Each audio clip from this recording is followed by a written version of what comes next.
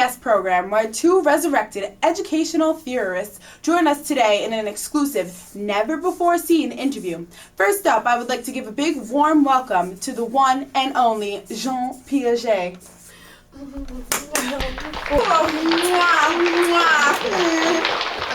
Thank you. Hello, welcome. I'm so glad you can make it here. Yes, only for you, Tyra. All right, well, tell us a little bit about yourself and your beliefs. Well, before studying the development of children, I was a biologist studying mollusks, if you could believe it. I was born in 1896 and died September 16th, 1980, not too long ago.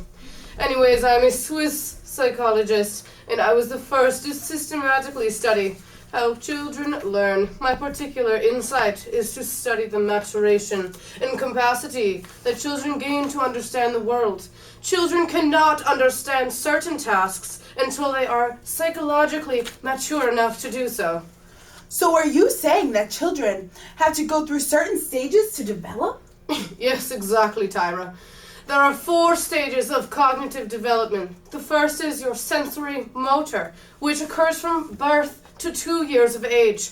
This is when those little babies start to differentiate themselves from objects, and they realize that things continue to exist even when no longer present to the sense.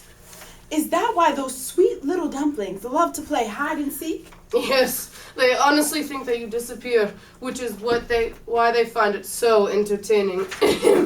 Anyways, next is the pre-operation stage. This occurs from 2 years to 7 years of age. This is when the child learns to represent objects by images and words. They can also take others' viewpoints and classify objects by a single feature. Next is the concrete operation stage. This occurs when between 7 and 11 years of age, children can logically think about objects and events according to several features and can order them in series along a single dimension, such as size. Wow, you have a lot to say. And lastly, there is the formal operation stage, which occurs in children ages 11 and up. These children are able to think logically about abstract propositions and test hypotheses systematically. I'm done now.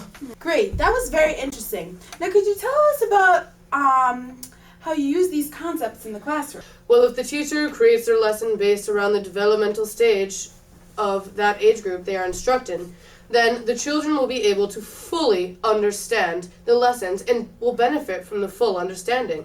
For example, to test a child's cognitive developmental stage, take 2 equal balls of Play-Doh. Roll 1 ball to be thicker and 1 skinny and long. The same concept applies with water and using a tall glass and a short glass. When the water is in both glasses, ask the child which has more. If a child says that they are the same, then they understand the complexity of the problem. If they say that the taller glass has more water or the longer strand of Play-Doh is more, then they have not surpassed that cognitive stage. Oh, wow. All right, now, we're going to take a quick break and we'll be right back to our next theorist. Next up, ladies and gentlemen, I would like to welcome the Italian princess of educational psychology, Maria Montessori.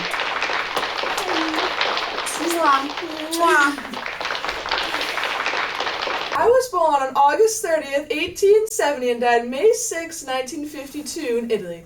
I am educated as a doctor and started my own preschool.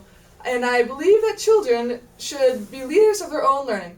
Well, I agree that Piaget, that children develop in sequence, but I do not agree on the timing. I believe that children have specific sensitive periods of development, and that they should be encouraged to develop all of their senses from a very early age. And self-learning could be based on the senses develop. I believe that from birth to 3 years old, children have very observant minds and are open to many sensory experiences. From 18 months to 3 years, they coordinate themselves and develop muscle as well as, again, interest in small objects. From 2 to 4 years, they refrain their movements and have concern with their truth and reality. They also start to gain awareness of order, sequence, and time and space. From 2.5 to 6 years is when children go through sensory refinement. Then 3 to 6, they're susceptible to adult influence. Within 3 years, from 3.5 to 4.5, is when writing develops. And from 4 to almost 4.5, children gain tactile senses, and from 4.5 to 5.5 years of age, they begin to develop reading. From my understanding, both of you are constructivists who believe that children develop in a progression sequence.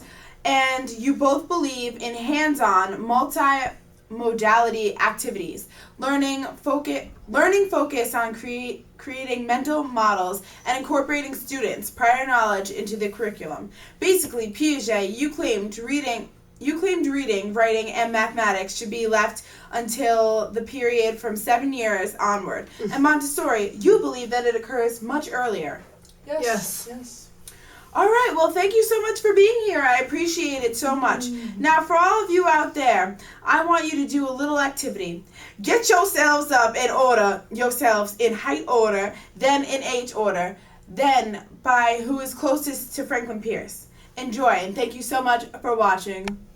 Sweating so bad.